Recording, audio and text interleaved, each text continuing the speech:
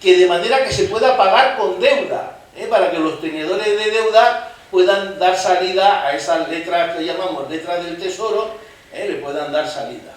Y se pagaba lógicamente a plazo, en 8 años, si era con deuda, y si era con dinero se daban 16.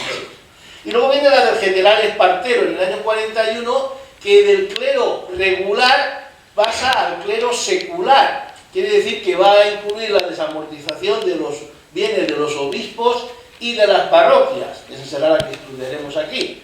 Claro, los curas, valga la expresión, los párrocos se quedan sin recursos y el Estado se obliga a mantenerlos. No sé si ustedes lo saben, te lo digo yo, todavía hoy los curas cobran un sueldo del Estado. A pesar de que la Constitución habla de la separación de la Iglesia y del Estado, todavía hoy los curas y los obispos cobran un sueldo del Estado porque en el concordato se estableció como compensación a esta expropiación de todos los bienes. Y después, aquí también se pagaba el 10% primero en dinero, y fueron más listos, primero el dinero y los demás con deuda en un plazo de hasta 20 años. Aquí se desamortizó más, 3.400 millones de reales entre Mendizábal y Espartero. Pero la gran desamortización es la de Pascual Madoz, que también con Espartero en la presidencia del gobierno. En ese bienio progresista, del 54 al 56, se hizo una ley general de desamortización que anulaba y actualizaba todas las anteriores, y a todos los bienes de la Iglesia que estaban sin vender se añadieron los bienes de los ayuntamientos. Esto fue una expropiación de los bienes locales, algo que yo creo que se concibió desde la ciudad contra el campo.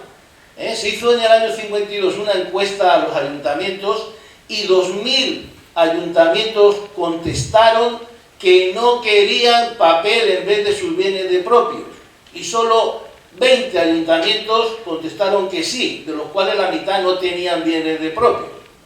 Los ayuntamientos, sobre todo de las zonas lógicamente rurales, lo vieron esto como un robo auténtico, aunque los miembros de los ayuntamientos, ya a nivel individual, se sumaron con entusiasmo a la compra de estos bienes municipales.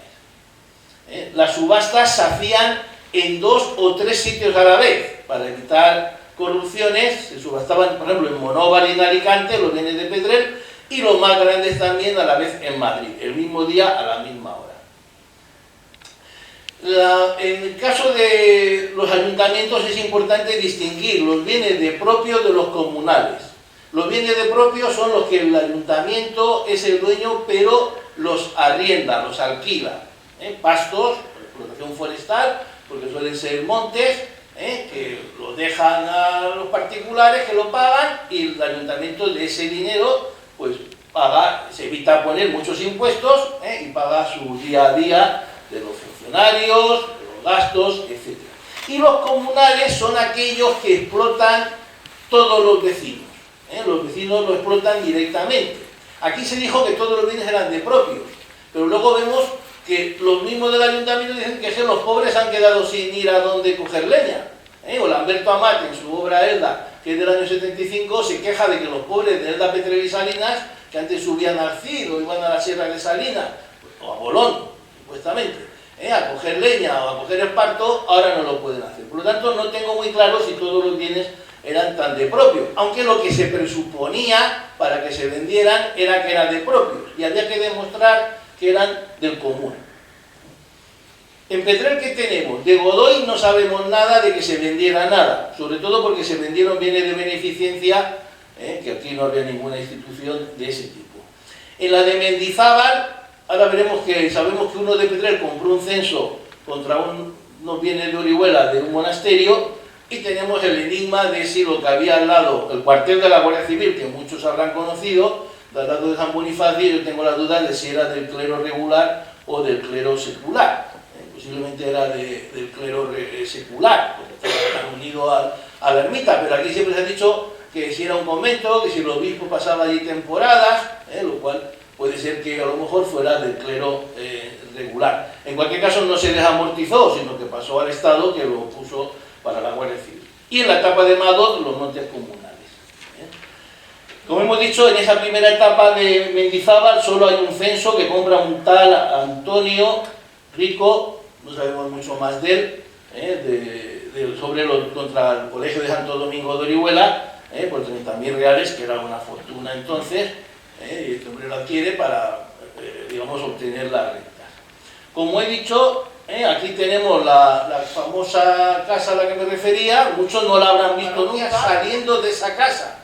Que estaban en esa casa y fueron todos del ayuntamiento y el cura, los 8 curas que habían en Pedrell, fueron a recibirle y él salió de la casa vestido de pontifical. Por lo tanto, sí que hay por lo menos alguna posibilidad de que esto tuviera una relación con el obispado.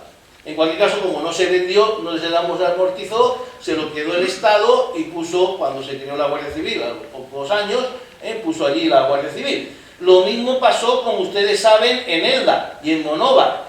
En Elda había un convento, un monasterio de cierta enjundia que se convirtió en manicomio provincial.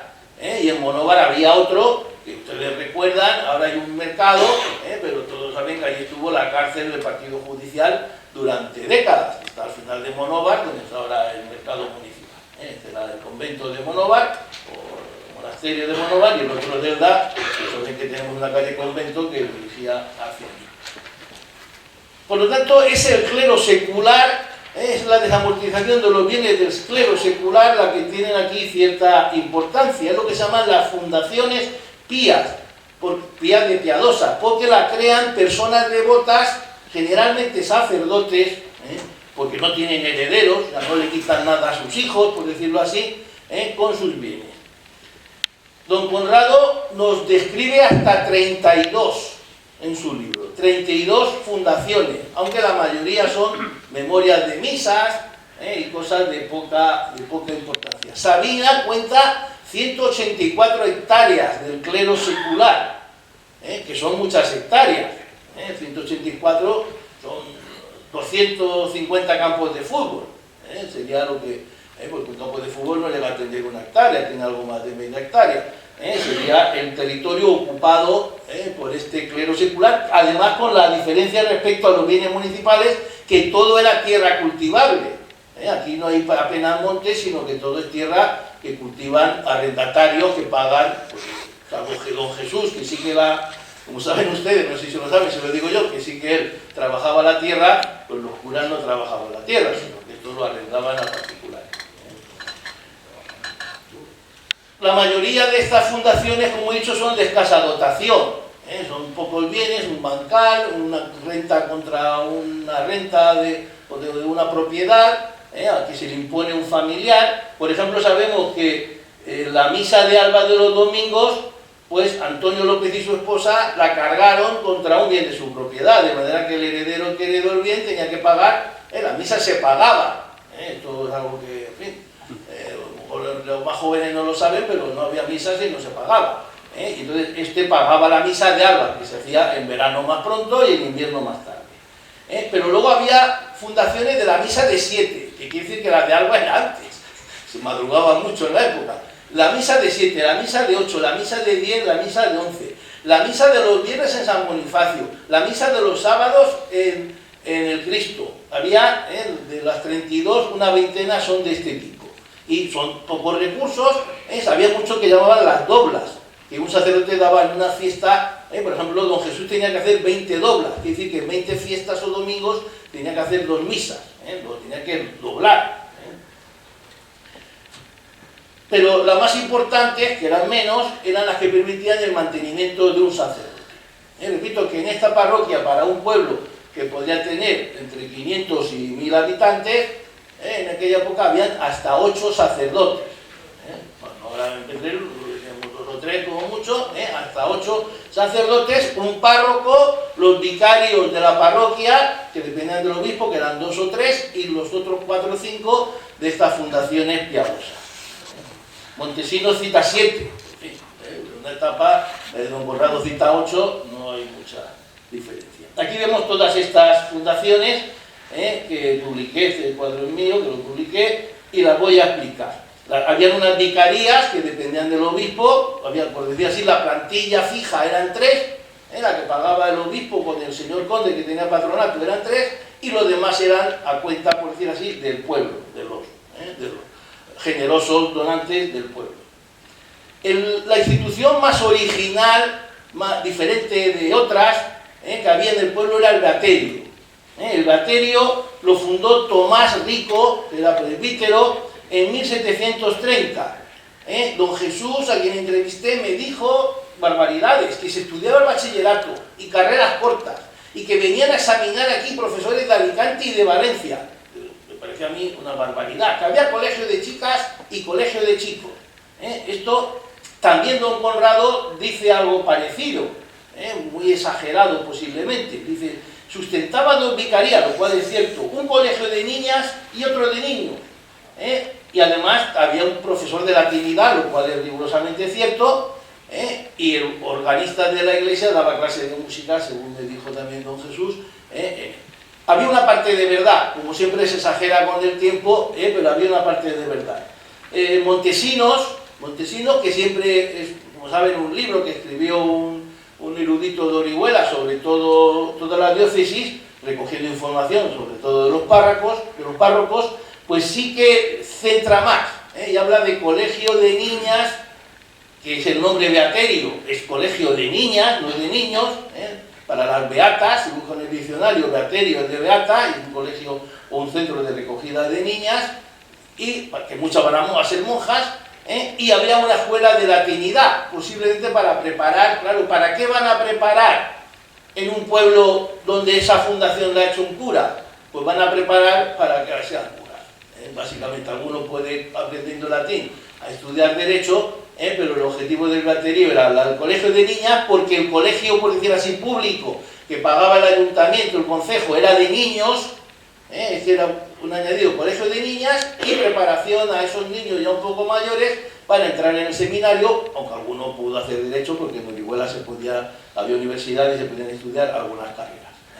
Este beaterio, repito, fue fundado por el presbítero Tomás Rico, que debía ser muy rico, valga la redundancia con su apellido, porque creó el beaterio, creó una administración del beaterio y creó dos vicarías, y todos se mantenían a costa de los bienes que él donó, por lo tanto tenía que ser, y luego su hermana, que era su heredera, ratificó la donación, con lo cual quedó, por decir así, consolidado. Seguramente todos sus bienes, al tener que intervenir su hermana, es porque todos los bienes familiares se introdujeron.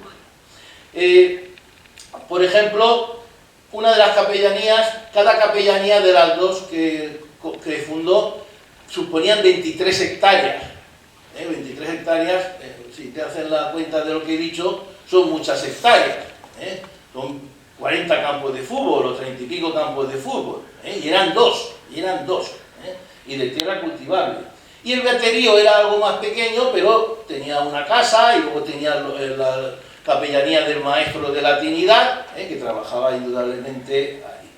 ¿Dónde estaba la casa? La casa estaba en la Plaza Mayor. La casa del beaterio sabemos, porque dice que viene el obispo y se pone delante del beaterio un altar.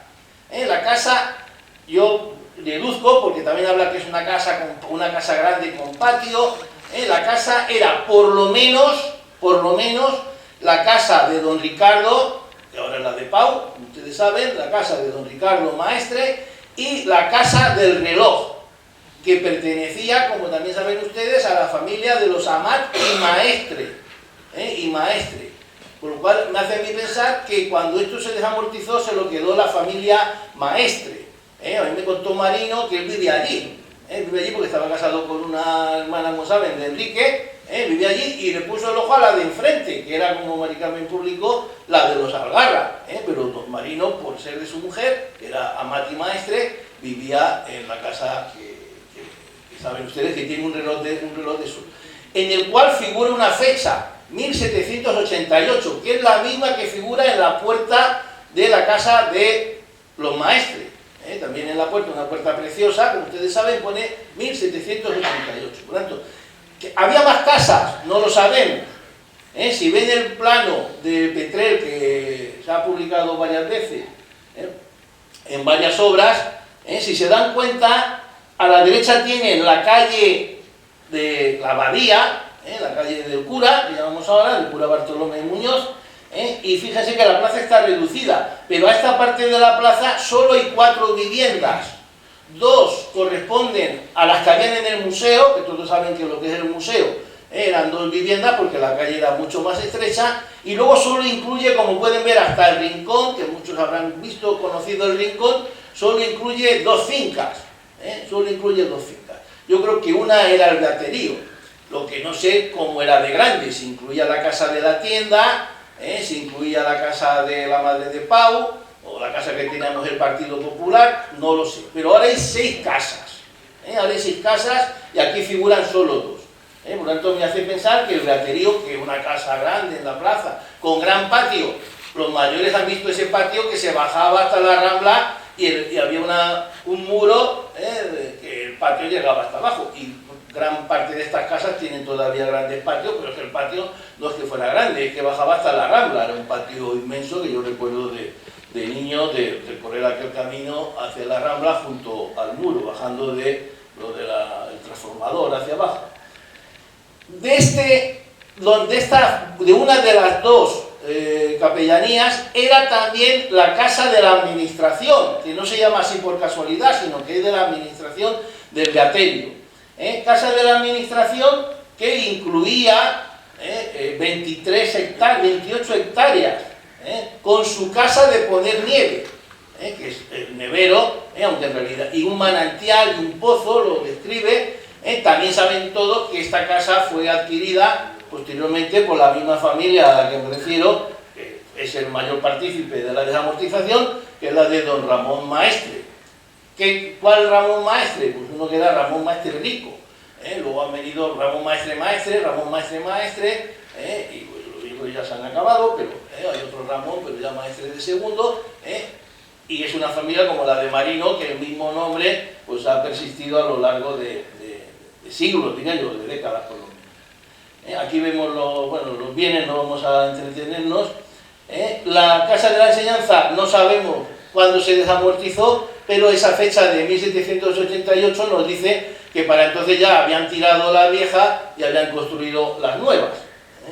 Repito, pero no sabemos concretamente quién es. La toponimia nos habla también de esta función del beaterio. Los colegiales. ¿Qué colegiales son estos? Pues pueden ser los colegiales de esa escuela de latinidad, que en estos bienes, o en otros bienes, se incluyera, que es una finca, como saben, la finca de los colegiales y el alto de los colegiales, que estuviera. La casa del orgue, don Jesús me dijo a mí que era para el la finca era para el organista, que a la vez trabajaba en la parroquia, tocando el órgano en las misas, y en el colegio. No tenemos ninguna acreditación. Y la casa de la administración sí que no tenemos ninguna guía. Y luego están las capellanías. Las capellanías, como decía, es una fundación perpetua hecha con la obligación aneja de misas u otras cargas espirituales, generalmente misas. Por lo tanto, el bien queda amortizado. Hay una tipología que no me voy a extender, de colativas, que compra el obispo, de laicas, de familiares, que hay unos patronos, esto es muy complejo, y aquí habían de todas, habían de todos los tipos, la mayoría fundaciones particulares, aunque ya he dicho antes que había también colativas del obispo, 2 concretamente. Las más importantes, son las de Bonifacio, de Mosén Bonifacio Juan, es la más antigua, en 1686, que parece ser, porque nombra la forada y debía incluir el bancal de la misa, que todos recuerdan que se rodó allí una película, la palabra también nos dice el bancal de la misa, que estaba sujeto a la realización del bien de esa misa, que sería una misa o la del domingo, alguna de estas que he citado. La de Gaspar Maestre, llamada de San Bartolomé, que sabemos que en 1808 ya se había vendido, aunque tampoco sabemos a quién. La de José Payá del Collado, no sabemos de qué collado, porque hay varios collados, collado Larpa, el collado de tal, en Petrillo hay varios collados, pero debe ser el collado de Pusa, o algún collado por Pusa, porque el pedazo más grande eran las 12 hectáreas en Pusa, y esta casa siempre se ha llamado, como ustedes saben, la casa de la capellanía, la casa de la capellanía en Pusa, que es un edificio que se ve claramente que debe ser del siglo XVIII seguramente, y que yo, sin ninguna prueba, identifico con esta capellanía. Esta capellanía sobrevivió a la desamortización y se escrituró en 1926, y enseguida se vendió, la iglesia se quedó el dinero porque ya estaba cambiada totalmente. La desamortización la frenó Calvo Sotelo en el Estatuto Municipal de 1924, ya a partir de ahí ya no se desamortizó nada.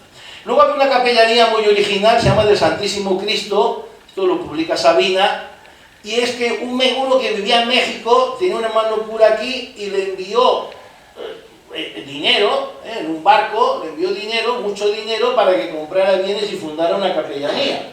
Y Sabina publica que el ayuntamiento pide al Estado, al rey, que autorice la capellanía, pero no hay respuesta, porque es tan tardía como 1781, cuando ya los reyes, ya estaba de moda, por decir así, la ilustración estaba imperando, y no querían capellanía porque, repito, que sustraía los impuestos.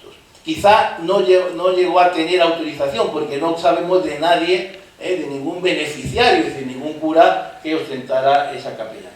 Y la que me interesa recordar es la de Juan Cortés, capellanía de San José, porque es la capellanía que todos han conocido, los de más edad han conocido mucho a don Jesús Navarro Segura, que ostentó esa capellanía desde la Guerra Civil.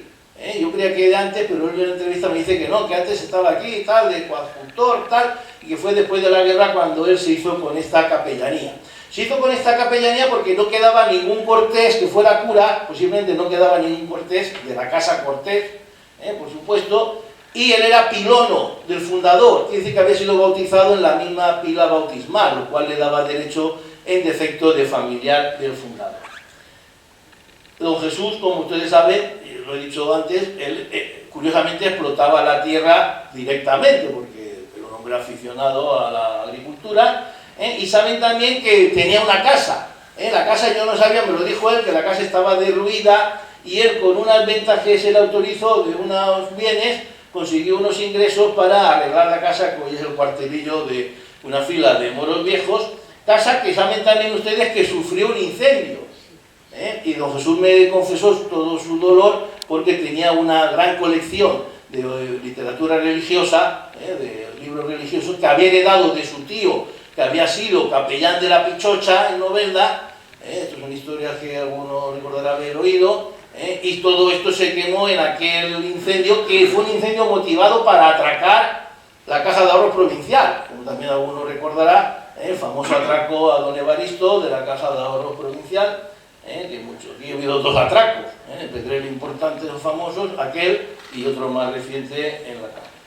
Este Juan Cortés, repito, se identifica con Juan Cortés, y antes de don Jesús, un tal Luis Poveda, que era también de Petrel, la ostentó, y antes Mosén Pérez, del que no sabe nada más que ese nombre, y sabemos que hay una folla de Mosén Pérez, donde el ayuntamiento construimos una base iris, también se ha construido recientemente el depósito del agua, pero yo no recuerdo al final si el obispado vendió, pero creo recordar que no querían vender y que no nos pusimos de acuerdo en el precio. Aquí está Matías, que también en aquella época estaba en el ayuntamiento, Julio, que se acordará, porque querían más de lo que los arquitectos del ayuntamiento decían.